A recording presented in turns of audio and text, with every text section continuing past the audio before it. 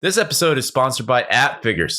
AppFigures is all about giving game makers the tools they need to get more downloads and revenue. You may already know them for analytics and app store optimization. Now, AppFigures can help you track competitors from how many downloads they're getting and how much money they're making to their audience demographics, and even which SDKs they use.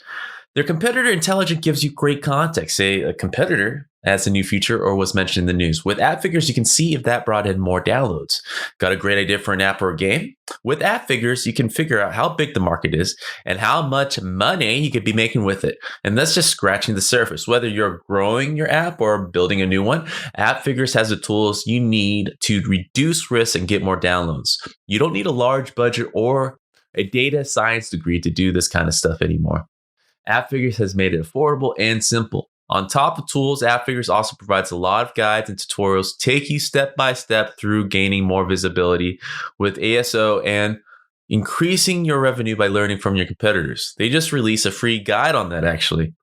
So head over to appfigures.com, appfigures.com/on/game dev unchained to try AppFigures for free. If you like it, then use our special code GDU3030 to get 30% off for the next 3 months.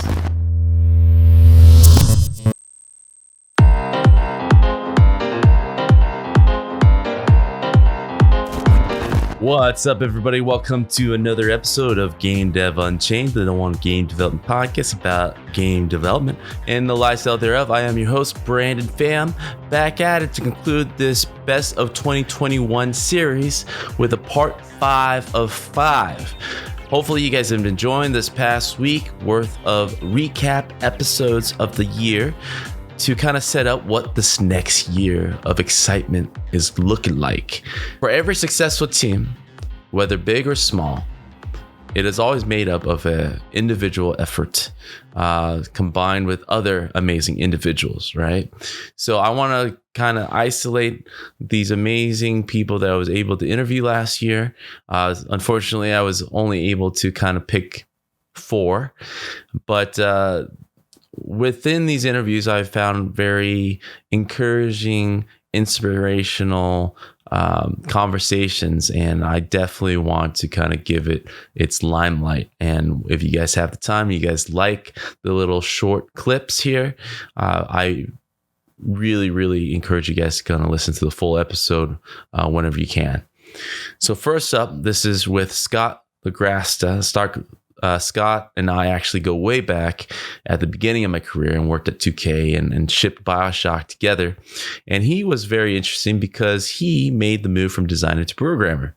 So we reconnected and was able to kind of catch up at the beginning of the year for an hour about what's been going on and how he was able to basically be a professional at major companies for 2 different career paths, right? So he's currently at Massive Entertainment, previously just shipped Division 2 and working on probably the next one, who knows?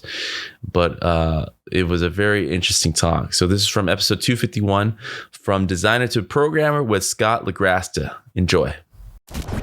Conversation, but I guess it is like 2 separate minds where it's like one is very creative and one's very like by the numbers, right? Yeah, and it does vary from like studio to studio. Like I have been like, when we were working on Bio 2, like I feel like we had a really good relationship with the other programmers there. Like they were all great people. A lot of them really helped me in my transition to engineering. And like, I'm still in contact with them and consider them friends. And then I have worked at other studios where like they're like on my do not hire list. Like if I see that person's resume come across like, somebody's desk or whatever, I'm like, maybe you should not hire that person. They're super rude. Like, maybe they're really talented and maybe they're technically competent, but like I'm too old for this, man. I don't have the patience for like people who are rude or browbeat others or demean others just because they think it makes them better. Like miss me with that totally. Yeah. I mean, I think everybody who's been through this have basically a list that they that they keep up with. But I also kind of am drawn to what you said before, like, you kind of being sequentially in the Bay Area a lot. Like a lot of those companies for a good period just shut down one after another. And just trying to be a developer in that area for a while just felt very disheartening, and can really burn someone out unless you focus on, getting the work done and moving on. Everything else become a distraction. And there's a lot that I try to convey to listeners a lot to, I went through that period, just office politics and all that stuff. And it definitely wears you down. And by the end of it, it serves no purpose, for yourself. So a couple of things that you kind of pointed out, like, I didn't know that you had a tech art background before going to designs. I just assumed that you've always been a designer. So, so was the design was more about you wanting the creative control over the game that you put out, and then going back, figuring out, what happened there where you felt design wasn't fulfilling enough? Yeah, well, it's interesting. Well, I mean, it's unique, at least. Like, my career path, like the first, sort of 10 years or so where I did design work, that was really largely influenced by a single conversation early in my career. And it's really wild to think about that now, where it was just a series of sort of 2 chance meetings where I just started in QA, and I was like, all right, this is like 2004 or whatever, when, that was, a pretty viable path into the industry still. But I was like, all right, I'm in, I got my foot in the door, I'm going to move up now. How do I do that? And I was of 2 minds. I was like, okay, well, I like the design, seems really interesting. Like, that seems where like the fun is, where you really define what the game's about. But I love the engineering puzzles and like those sort of really unique challenges. I like to say it's like detective work, but you might not realize that you're also the person who committed the crime. Mm-hmm. And so I was sitting there, trying to figure out what I was going to do. And somebody came up to me, and it turned out it was, I forget his exact position, but he was some like bigwig in the programming, department there. And I was like, oh, hey, cool. Like, I'd really like to know, what's my path to being a programmer here? And he said, oh, well, where's your degree from? And I was like, I don't have a CS degree. And he just shook his head and was like, if you don't have a CS degree, you're not going to be a programmer. And I was like, oh, okay. All right, well, that sucks. And so I was kind of bummed out about that. And then, a couple of days later, one of the lead designers came around, and we had a conversation, and it was totally the opposite, where he was yeah, we'll let me know what you're interested in. We'll get you on the design track. We love moving people up. It'll be great. Just, put your time in QA and learn the ropes. And yeah, we'll see if we can find some work for you. And he absolutely did. Like I said, 10, 11 months later, he was my boss. So just those two, you sort of see you look down the road that diverges in the yellow wood, and you see one way that you go, and then the other way you could have gone. And so when I hit the point after shipping Bio 2, I think a lot of people were really sort of in this like fugue state. Like, we didn't quite know what was coming next. And we didn't know if we wanted to be there, and we gelled really well as a team. The design team, like that were some of the most brilliant designers I've worked with, were part of the BioShock 2 design team. You just need to look at like what they went on to do to see how true that is. But nothing interesting was coming along. And so all the really these like really sharp people that we had gelled together as a team started just dropping off and leaving. And so we hired replacements, and they were good people too. Like, they were competent and they were nice, and I have nothing bad to say about them, but they just were not motivated by the same feature sets that like they hired for when they were hiring for Bio 2. Like, when they were hiring for Bio 2, they wanted very systems driven people who were really sort of interested in pushing what you could do with sort of narrative in games and that sort of thing. And then when we were hiring up for the subsequent project, XCOM, or I should say the Bureau, I guess, when we were hiring up for that, like, we knew the game was going to be different. And so we hired a different set of people, and they weren't people who were interested in systemic gameplay. And so I feel like when we hit that point, like, I felt a little aimless, and I had been throwing myself into my indie work a lot, because I realized, that the game that I've been working on, sort of like to teach myself Unity and sort of make a little side project, was really, really what was keeping me going. And when I thought about the problems I enjoyed solving the most on it, it was the programming problems. It was like, just like the weird vector math and these weird transformations and like, oh, can I make the shader do this? Like those sorts of things were what I was really gravitating towards. The design was kind of suffering as a result. And like, as proud as I am of having shipped that game, like it's not a super well designed game, and I'll admit that. But I love it. And so, like I said, I thought about the problems that I enjoyed solving, and I thought that I would have the conversation again with somebody else and be like, okay, like, sure, I don't have a CS degree, but like, it's just knowledge, right? Like you can get that. Like, so I went and talked to one of the programmers there at 2K at the time, and basically recounted sort of this story about like, oh yeah, this guy told me I'd never be a programmer because I didn't have a CS degree, and he just kind of like shrugged and shook his head, and he was like, just learn the stuff. Like nobody cares what you got your degree from. The important thing is the knowledge. Says a Leon. Yeah, no, actually, it was Olaf. Olaf. Yeah. And Olaf, yeah, Olaf's just do it. And so sort of spurred on by that, like him and Mark Fletcher, like they definitely really helped me along by giving me book recommendations and showing me what I needed to know, because there was so much stuff I didn't know I needed to know, and all these huge gaps that I had because I didn't have that formal education. Like I had a very practical self-taught, like I'm going to learn this because I need to know it for the thing I'm working on, which gets things done, but it doesn't give you a strong foundation for being part of a team that people can, somebody who can make code that people can read and is like stable and reliable and debuggable easily and all that stuff. So yeah, once I filled in those gaps, I was able to make the jump. There's several layers to that. First of all, we're gonna find that first programmer that like threw you off the scent from your true calling. I mean, he's either like super wise, or like it doesn't matter what I say if you really want to pursue it, which you need to be if you want to be a programmer. You're gonna disregard what I say, right?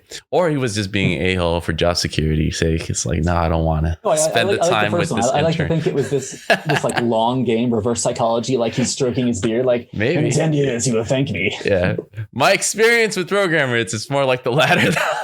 They're like just super brute force honesty. Yeah, it's like, nah, you can't do it. Get away. Second part of that, like yeah, I mean, a lot of what game development is, and what I like about this industry, it's still very knowledge based rather than degrees. And it's still true for every discipline, even programmers. I think besides maybe mobile industry, where they have like straight up statisticians analyzing data every day, who needs to be these Ivy League schools. Other parts of the industry don't need that, and it's all about, can you do the work? I do agree with you. There are some great. I mean, you got that indirectly, right? By being surrounded by established programmers. That is one thing at school. It does provide like-minded people. Before getting in the industry, you kind of looked up because you were already a professional industry in design, and you just had access. But I do, you kind of brought back memories. Yeah, there was a weird period after BioShock 2 on the artist side. Felt the same thing, man. A lot of my circles were disappearing or moving on, and I felt like I was being left behind a bit. And this new crew, super green, didn't understand the history that we went through, and so I got a little jaded as well. And knew that I had to leave because of that reason. Because it's just weird, right? When your old friends are gone, and now you got to make new friends, and I don't want to make new friends, right?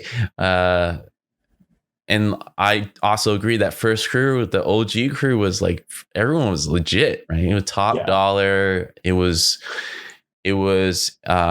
tandem to how the industry, not the industry, the company itself was set up for success, right? And then we were like a premier studio, and then it kind of faltered after BioShock a bit. And everyone felt that, which is fine, but it's one of those periods that, being older and wiser, hopefully, I would have just told myself to just focus on the work. And like you said, if you're unsatisfied, you should leave. And it's something that Ray actually told me early in my career. It's like, if you don't like something, just leave. Just go somewhere else. Don't hold on to false hope of changing the industry for the better, or changing the company for the better, right? That was definitely a younger attitude that I've learned in the hard way. Is like, yeah, you can't pay attention to any of that stuff because we're there to make games, and we don't have any control. Even at elite level, you have very little control. Yeah.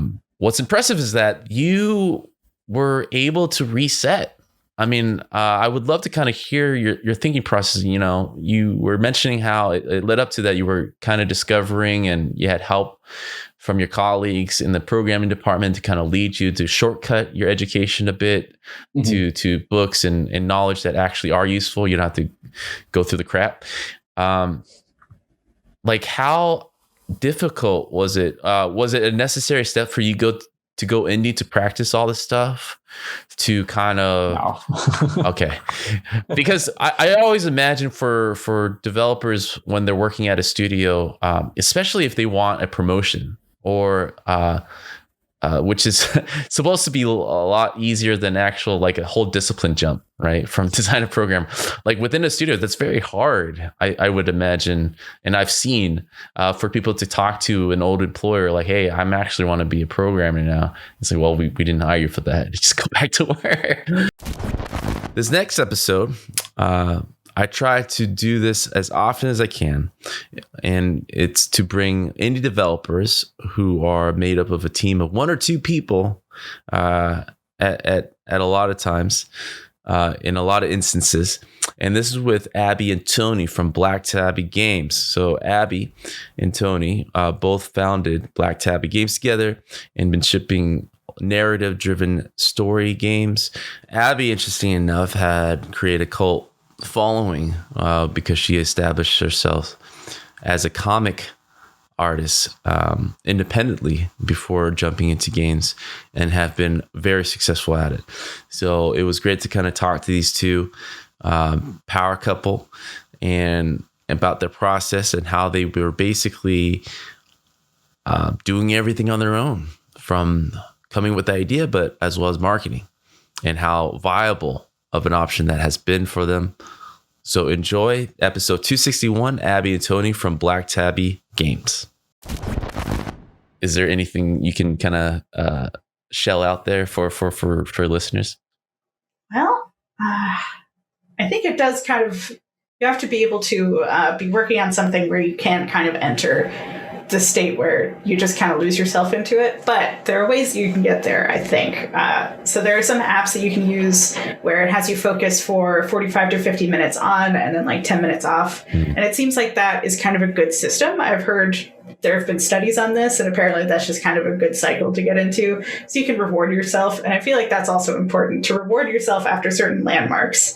So even if the reward is just, wow, you did it, you reached the next goal. So actually, Tony wound up drawing up a pie chart for me when I was in my deadline for the Crossroads at Midnight. Oh, yeah. Yeah, where every time I finished a page, I could enter it into the pie chart, and it would move a little bit. So that was pretty good. Tiny sliver. Yeah, it was a nice motivator to see it keep going. And I see a lot of cartoonists doing that actually with really tough deadlines, where they wind up coming up with a chart or some kind of a system where they get to fill in something to say, yes, I have finished part of this, and to just see how far it's progressed as you go is really satisfying. So that's something. Oh, and have a nice schedule. Having a schedule is wonderful. I love it. Wake up at a certain time every day. Make sure that you stop working at a certain time every day, even if that time is like 11 p.m. right before you go to bed. So also probably just sit down and do the thing. Oh, yeah. And sit down and do the thing. That feels like the most important. Yeah. Like you have to have and deadlines, self-imposed deadlines are incredible. Like say, I will have a page done by this day, just to get started, just so that you have something where it says, no, you have to sit down and start this at some point. I think something that was super helpful for us is we had a bunch of our close friends and family do like alpha testing of our early builds. And that added this social pressure of, oh gosh, we haven't delivered a build to them with more content in like a couple of weeks. We got to really get in the zone. We promised them something. That's my motivator. thing. That's for sure. I've had to do a lot of projects where nobody got to see it. To be fair, I feel like your motivator is honestly, you just are incredibly disciplined. Sit down and crank stuff out. It's true. Like, it's not that I doubt that the methods you shared are like helpful, but I feel like, do you use any of the things I use the pie chart. You use the pie chart, but other than that, you just sit down and do the work. I do just sit down and do the work. In fact, I actually kind of sometimes find those little apps where it's like, grow a tree in 50 minutes, and then you get a break. A little distracting, because then it makes me take breaks. Yeah. But I think you're just so far along. Yeah, you're already habit formed. Yeah, exactly. So you're there. Yeah. But I will say the tree app actually was very useful. Yeah, you like the tree app. I was doing the first draft of the first episode of Scarlet Hollow, because it was just so different from anything I had worked on before. So I do feel like that's kind of like more of an entry level, how do I get into working in this certain way kind of thing. Yeah. It was a slog. It's very different from writing comics. And I feel like there's something too where it's like people have a tendency to view or to like assume that a project they're working on should like move or progress at a linear pace. But I feel like, at least for me, when I'm sitting down and doing like, putting the scripts into the engine and doing edits and stuff, like sometimes it's just I need to sit down and move incredibly slowly for an hour while my brain shifts into gear. And then at that point, like I'm able to move a lot more quickly. But I feel like if I were to just, kind of do half an hour of being stuck, give up a little bit, and then come back again, like that would kind of reset. And I would never get into the sort of flow state needed to get it done. That is true. Like this also works kind of as the months progress during, especially these like episode breaks that we do. Mm-hmm. So it starts out really slow where we're both kind of not doing very well at doing our parts. And then it speeds up a lot as the deadline approaches. So sometimes that's just how people work. We're both very good at crunch. We're great at crunch, which I wish we weren't great at. I wish we were just good at working very consistently so that we could just not have to have those few weeks at the end where we're going nonstop. Yeah. But that's just how it is. Yeah, I think, the key thing that I've learned is it's just accountability, either other people or yourself. It's like a checklist for yourself and like, hey, I didn't get to this. It's just people. And I think that's the thing with games. You just got to have deadlines. No deadlines, you're creating forever and, there's no one's going to see it. It's like, why does it matter? And I think that's the problem where a lot of developers just kind of just are too relaxed and, it's ready when it's ready. It's the worst model that you can have for a creative. Don't worry about it. It's not. I feel like you need a push and pull of those two things. Because I'm personally very much in favor of delaying stuff if it needs extra time in the oven. Mm-hmm. But there needs to be that balance struck between this is being delayed because delaying it'll make it better versus this is being delayed because that means we can push off our deadline. And I'm scared it's not good enough as is. It's that phrase, right? Perfect is the enemy of the good. Mm-hmm. So, or the done, which I've also heard. So it's true. It's good to just finish something. Like there's always stuff you can go back and fix. I feel that way about all of my projects, but at the same time, I'm more invested in having people read it than making sure that it is the absolute most flawless version of itself. Yeah. Well, that other thing just doesn't exist too. Yeah. There's always changes that could be made. I'm always getting better. So I'm going to look at anything that I did, even as like recent as a year ago, and just be like, well, I could fix that gooder now. And in a year, I'll say the same. That's when you make a sequel. That's what sequels are for. Yeah, or like re-releases, like all those re-releases, remastering. Yeah, that's the whole point. I do want to ask you about this. So you kind of mentioned you guys kind of settling on Kickstarter platform to kind of do this crowdfunding. Obviously, there's plenty others, or even self-hosting. You also mentioned 2/3 of that was mostly from your own audience, and 1/3 was through Discovery that pays for the taxes and fees and everything. After looking at all that, was there ever a consideration of just self crowdfunding on your own website, cut out all the fees, or is it still worth it to have on Kickstarter for exposure? Would love to kind of hear your thoughts. Okay. Definitely use Kickstarter. Don't use any other website either. Kickstarter has the name recognition. People trust it. People, you will get like Kickstarter has its own built-in audience of people who are willing to go there and fund projects. It makes you whatever you're making more reputable. Yeah, it's a difference of thousands. Like even if you're looking at thousands of money. Yeah. Even if you're looking at another crowdfunding platform like Indiegogo, like I would say just alone the fact that Kickstarter will only give you the money if you fund, like makes people treat your project more seriously. Yeah. You see a game on Indiegogo that's trying to raise like $100,000 and they're at like 20,000. Like, are you going to back that knowing that like they might not even come close to getting what they need to finish it? Especially when crowdfunding projects are already a bit of a risky investment. Yeah. Yeah. Yeah. Like, I always kind of,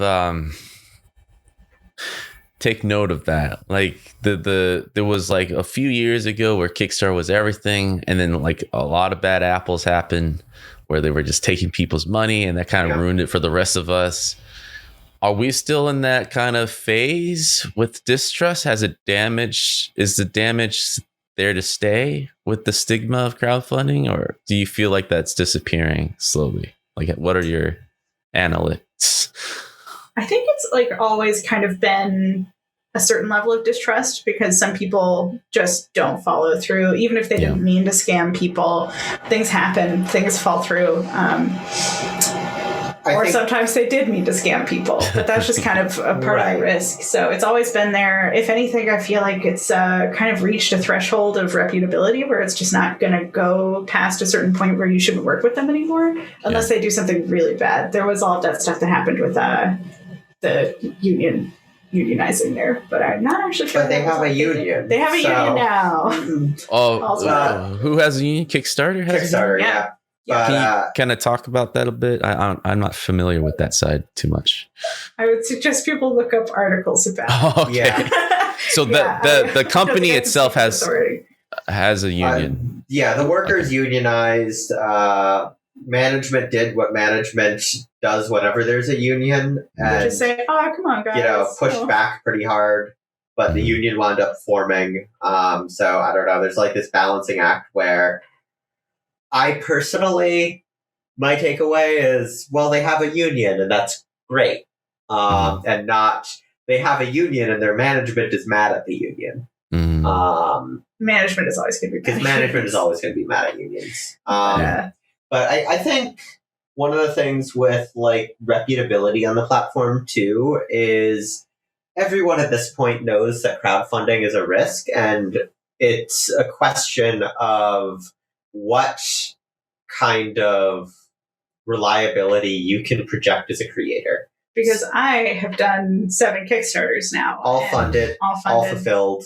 You can look at that track record just by clicking on her account. We like made a conscious decision to run this through Abby's Kickstarter account and not make a new one for our studio, because someone can click through and see, oh, this person over the past decade has run like 6 projects, all of them funded, all of them were fulfilled. I can reasonably trust that my money is going to go towards getting a product here. Whereas a lot of times you'll see, somebody goes to Kickstarter, they've never backed any other projects, they've never launched any other projects, and I think that raises some red flags. I know that's the first thing I always do when I'm looking at a campaign and deciding, oh, do I want to like put some money down on supporting this? It's first and foremost, have they run a Kickstarter before? And like, have they been active on the platform? Because someone who's active on the platform, like, kind of would inherently understand more of the risks that are at play. They've seen what have happened with other projects. And then there's like subtler signs too. I think something that also stands out to me, and I think this is the case for you too, but like sometimes you see a project that's like asking for way too little money, and at that point, like the red flags go up for either this is a scam and they're trying to just like make the threshold low enough that they keep whatever they're raising for, or they just don't understand how expensive it is to make the thing that they're trying to make. Which means that they're probably not going to be able to make the thing. Yeah. Yeah. Hey, so this next episode is a long time friend with Daniel. He's been a key investor in major companies in the past, tied into the game industry, and was gracious enough to kind of come on to answer a lot of my investor questions, because that world to me is a big mystery. It's probably the same to you all who are listening. And it was great to kind of get his insight as an investor of what he and a bunch of his colleagues are looking for nowadays for what is a successful, viable product that can get invested. So this episode is from 264, Investing in the Game Industry with Daniel. The only way to kind of correct that, there's only two ways, right? The managers have to be better at nailing their vision first try, which isn't going to happen. Or the tools have to be fast enough so that it doesn't feel like a sacrifice in time and content every time something else needs to be generated new. And I think that's the direction the industry is moving and learning from to be better at making games. So I think everything that you're doing with all the companies have been a great improvement in that. I mean, after I spent about 1 year in the industry and started to, realize, like, initially you almost cannot believe it that so much content is being thrown away. Oh yeah. Once you realize it's almost mind-boggling. I mean, it's like it will be cool to live in an alternative universe where all the games that got scrapped got made, and then you could try them out. It's probably a lot of great stuff there that never made it, and I just can't imagine the pain of working on something. Some project work for 5 years and it gets canceled, and you can't show anything that you did. Oh yeah, that's even worse. I haven't personally went through that, but of course, we all know friends that did. I don't know if any other industry has anything, similar. Maybe. I think all parts of entertainment has something like that. We've heard movies being scrapped. I'm sure there's music. Movies are probably our closest cousin in terms of just scrapped work. But I've only gone as far as getting my levels cut, and that hurt enough. And the unfortunate thing is, when we talk about seasoned developers, are people who are kind of used to that and kind of muffle that part of their creativity going forward to move forward.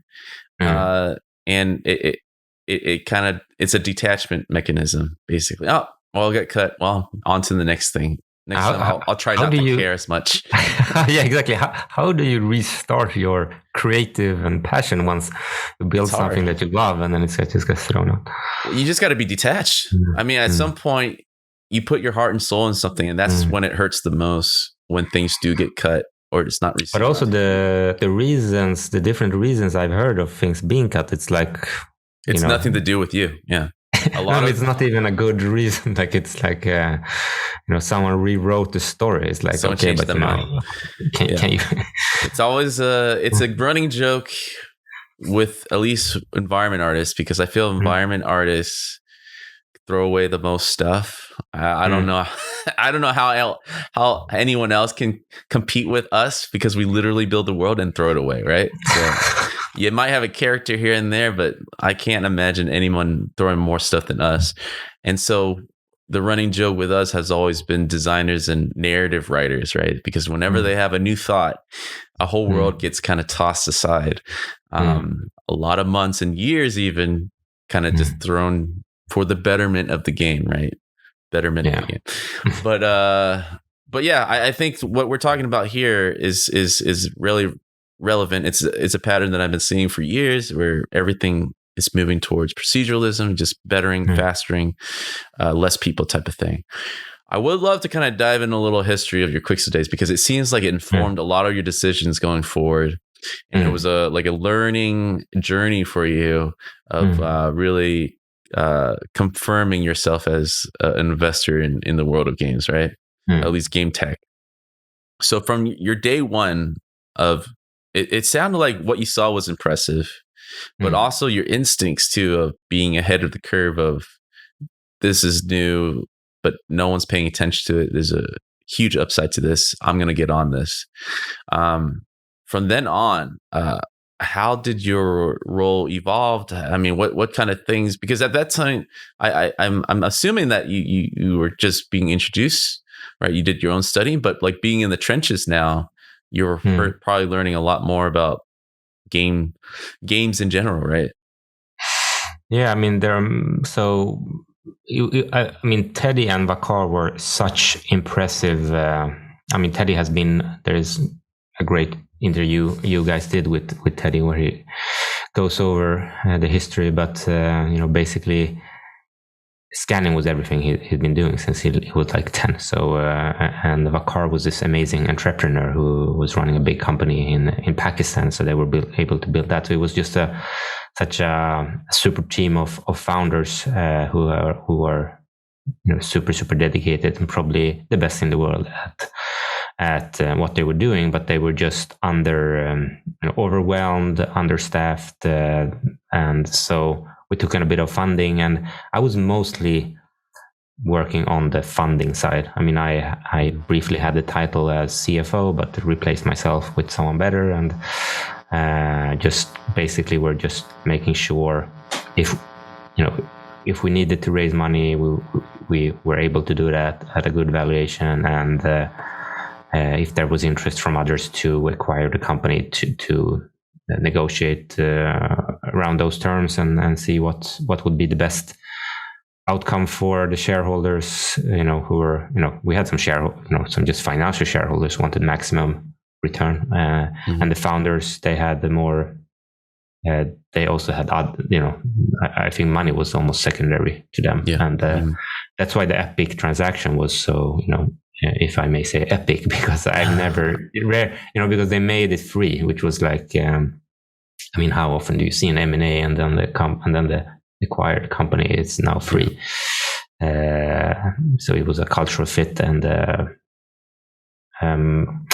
but going back to your question, yeah, I think initially getting people to use photogrammetry was not as easy as it looks now. A lot of people had their pipelines. A lot of people were working, I don't know what I should call it, manually or non-photogrammetric pipelines.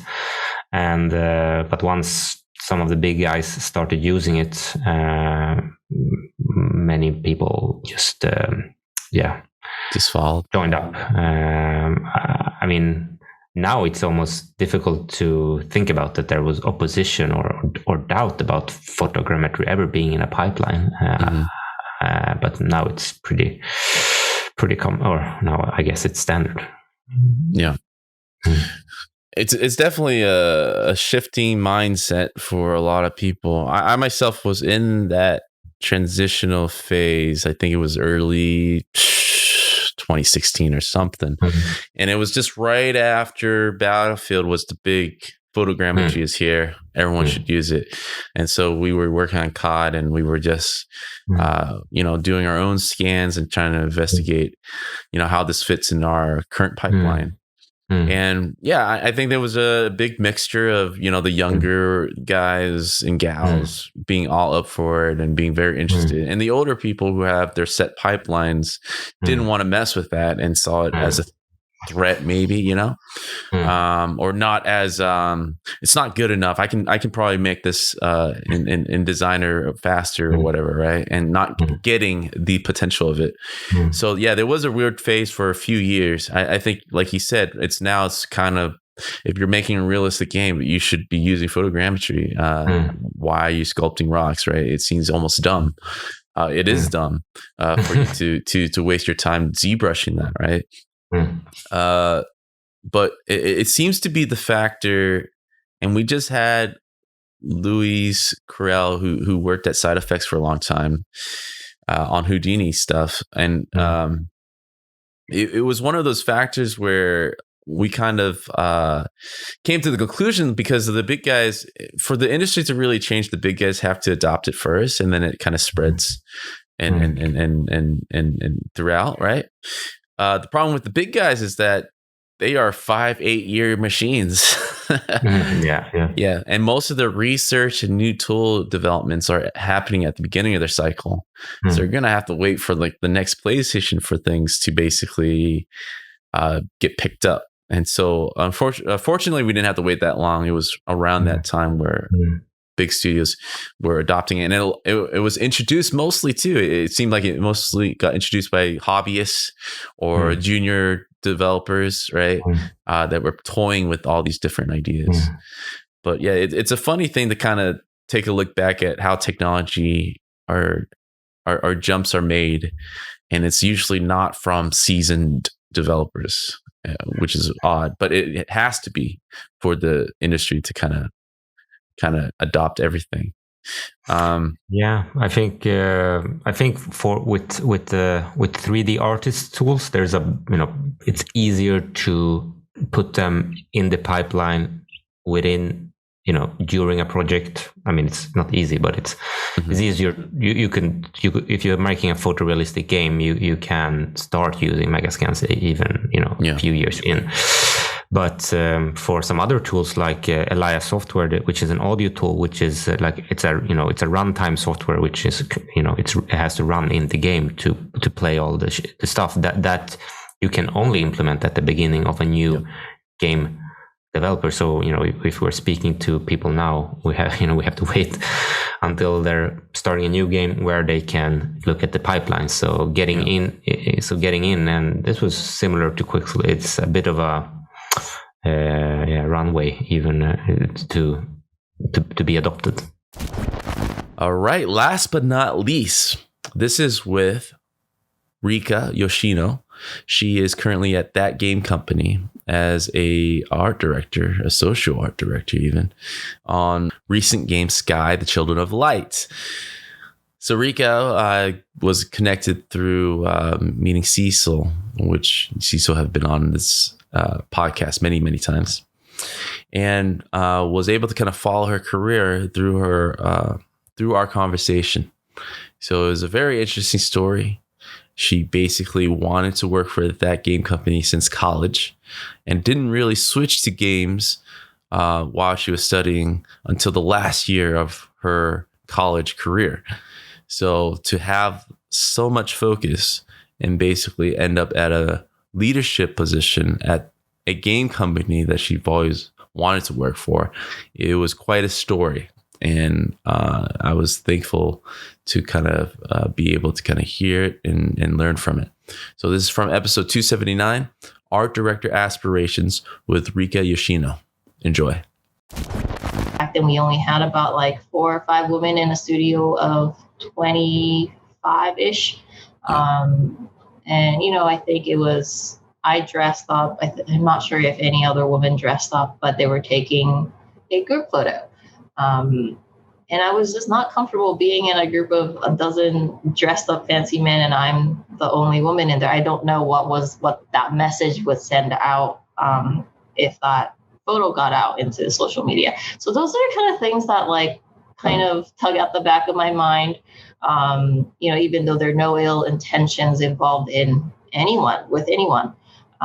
So it is very interesting. It's tricky, and I think you just have to make sure that you understand. As a woman, I understand my boundaries and comfort zone, and understand that you do have people around you that will be supportive of you and they'll trust you and believe you. So you're not alone. And I think because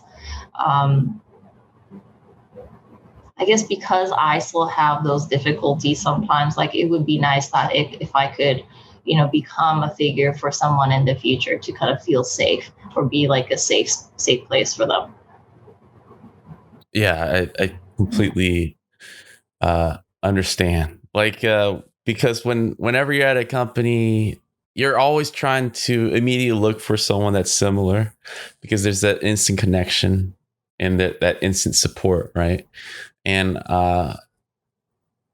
race, gender, that helps with the advancement, at least motivation to advance in the hierarchy, right? Because you can see that it's possible, and that comfort alone is just rewarding in itself to know that there's someone else like you there at a group setting. Every time I work at a company, there's always, the male always outnumber the women. The only time that I felt like it was close, not completely 50-50, was when I was working at a mobile studio, like a tech company, right? So tech companies are a little different from game studios. And that's when I was like, oh, wow, this is a lot of women here, right? Completely new to me. But like whenever I worked at those studios with very few women, I was like, man, these women, I feel bad because there's so much unwanted advances, so much like just the sky swarming around that. And it's just a lot of pressure, I think, on top of the actual pressures of performing well at the job, right? So I do agree that things are getting better. And I feel like the smaller companies just tend to have a better ratio. And I at least kind of see AAA companies slowly getting better, right? But, like a major beast, it takes a little longer, right, to move things in the right direction. Change happens over time. It won't happen overnight. So right. I think we'll get there. I think we just all have to keep working towards it. Yes. Yeah.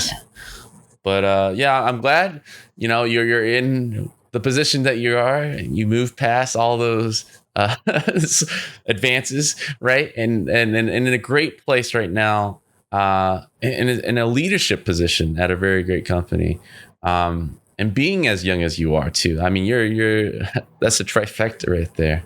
So, like, I think when I first became in a leadership position, or even when I switched to a new job, right, there's always that sense of imposter syndrome, and that kind of eats up from the reality of things, right? Did you kind of go through that phase, being such a young developer as well as a female, and all these things that you feel on paper should work against you, but clearly have not?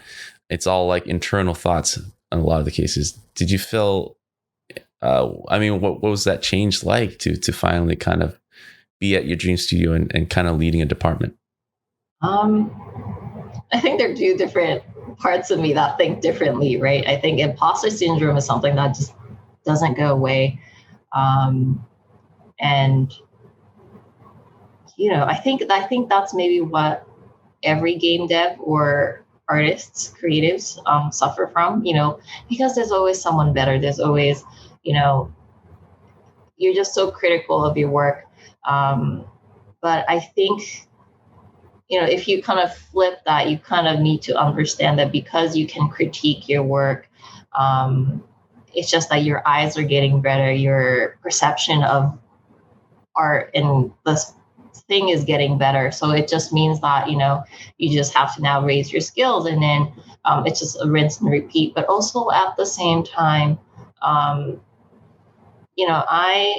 there's a core part of me that I understand where, the reason why I'm not always happy or I have an imposter syndrome is because there's so much I want to learn. And I know that there's a lot that I haven't learned. So I know that there's a, part of me that's like passionate and driven. And, even though I feel one way, I also do understand that, like, having that drive is also a unique thing about me, right? That's what makes me special, and that's what makes me continue growing, continue learning. And, you kind of live in this duality of, conflicting feelings. But I don't know. I don't know if it's gonna sound. It's not gonna sound reassuring because I think you will probably feel this way, no matter what you do, as long as you want to keep getting better and keep growing. I do also think like, oh, I don't have enough years of experience to, like, am I really, can people really trust me to do this? But, at the end of the day, it's like I care and I'm learning and I'm open to, constructive criticism and feedback. I think when you stop growing as a person and when you stop having this fear that you're just, if you start feeling that you're just good enough and you don't have to do anything else, it's like you might feel fine, but I think that's kind of when you stop being an artist, when you stop being someone who wants to make things, and you lose that drive, right? And it's really, really interesting. And I think I'm trying my best to just focus on the fact that like I want to get better, and because I'm still passionate, I'm still, I'm young and there's so much more that I can accomplish. And if I kind of start thinking about it like that, it becomes a little more positive, and you kind of stop thinking about the imposter syndrome aspect of working as a game dev. Yeah, I think that internal conflict is always healthy. That means there's a lot more room to growth and humility to grow. You're clearly qualified, so I wouldn't worry about it as much.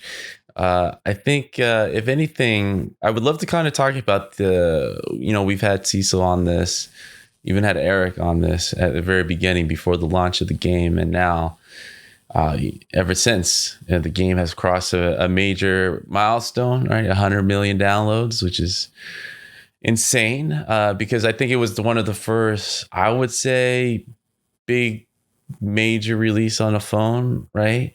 You guys made like this crazy shift, double down on phone being like the future, and now slowly it's looking to release on a console, on the Switch, right? So we'd love to kind of give get some insight from you about that journey of from mobile to now. Like what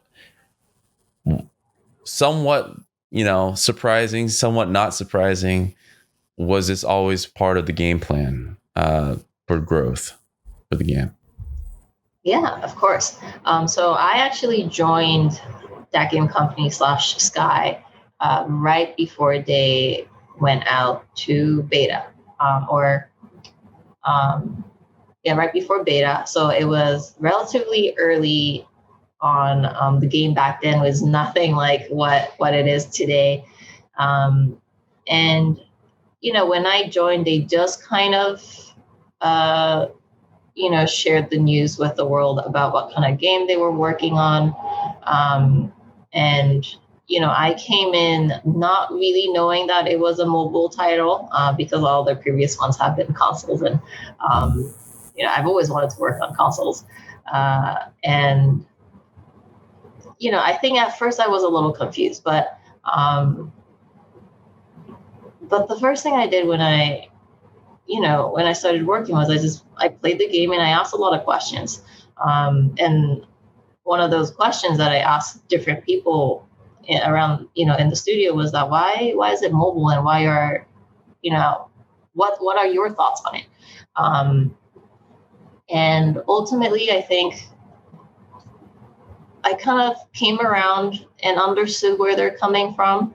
And the main reason was being, we want to create something that could be played by anyone, that has a big reach, and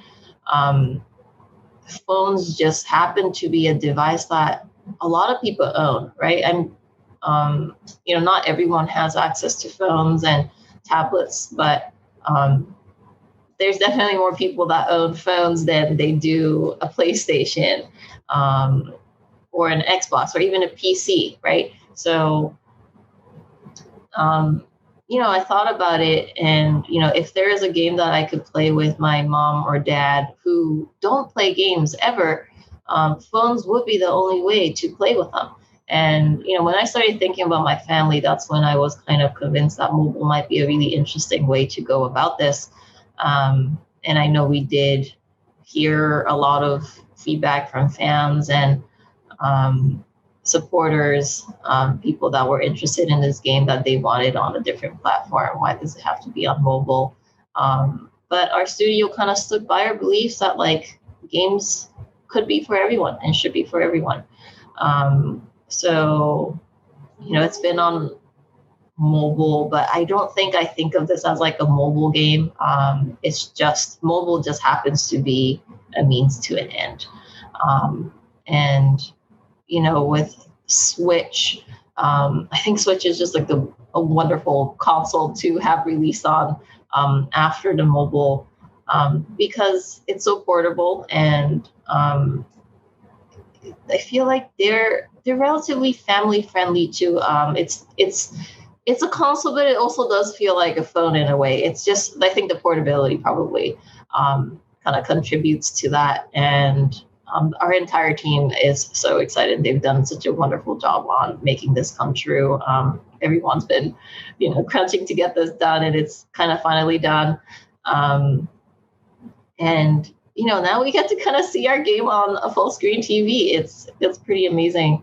But our platform choices aren't exactly.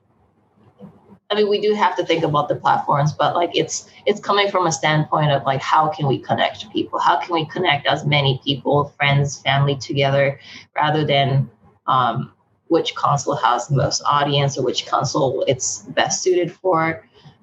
So in that way, everything feels very, very natural to me. And I think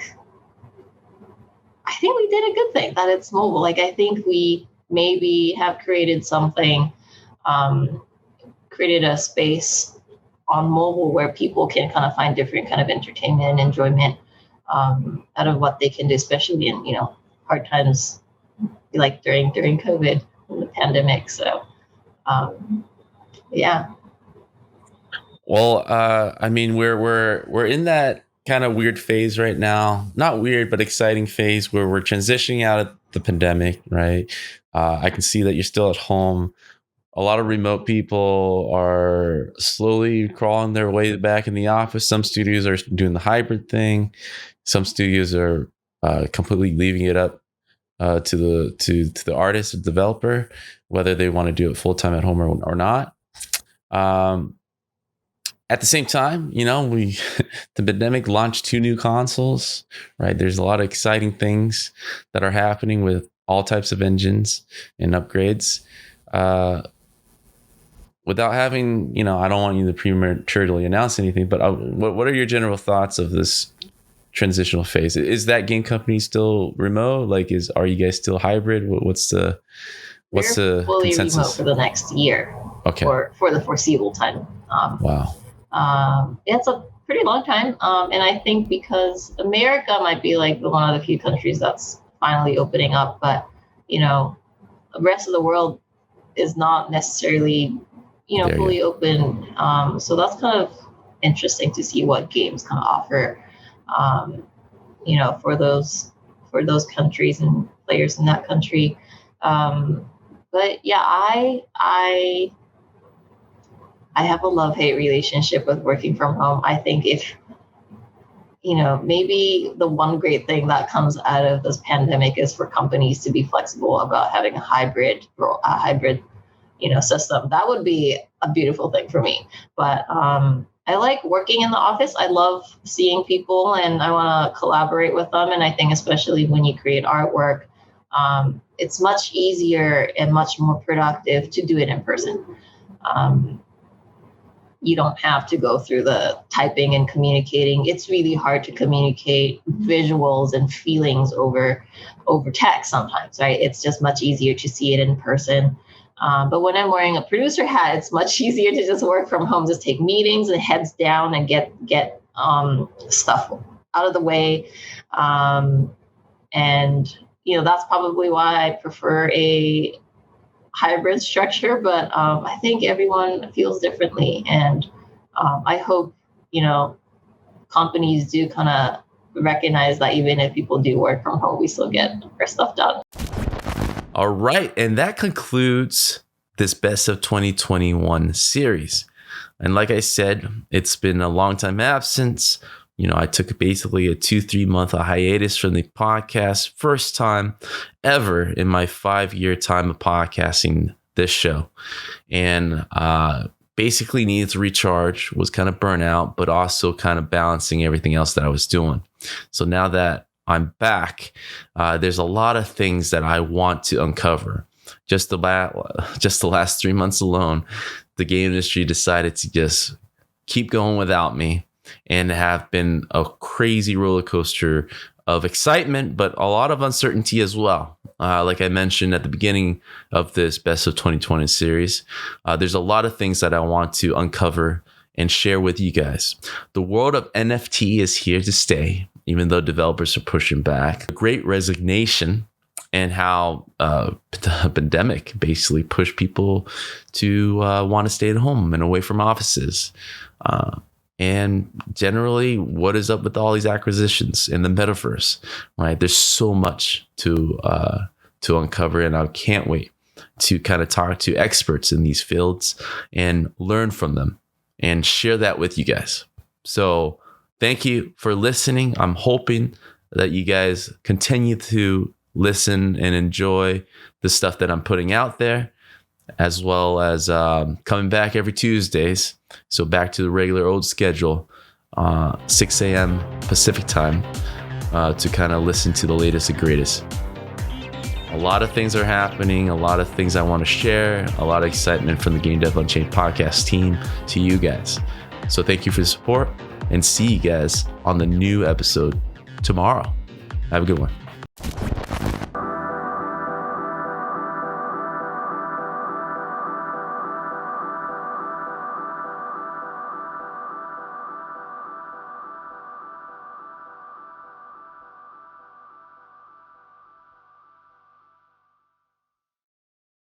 Thank you for listening to today's episode.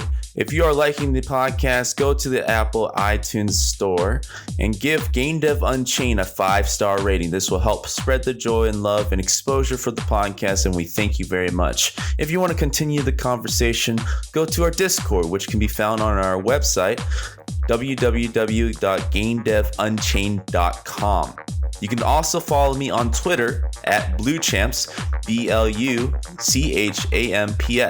You want to catch these episodes live every Tuesdays and Thursdays, go to twitch.tv/blue_champs. Email me any of your concerns or questions that you want me to read aloud at the beginning of each episode at info@gamedevunchained.com. And if you want to further support us and help unlock the next feature, which is the voicemail feature, go to patreon.com/BlueChamps. This gives listeners a chance to kind of call in, leave a message for both me and the guests to answer your deepest, darkest questions and comment on your deepest, darkest secrets.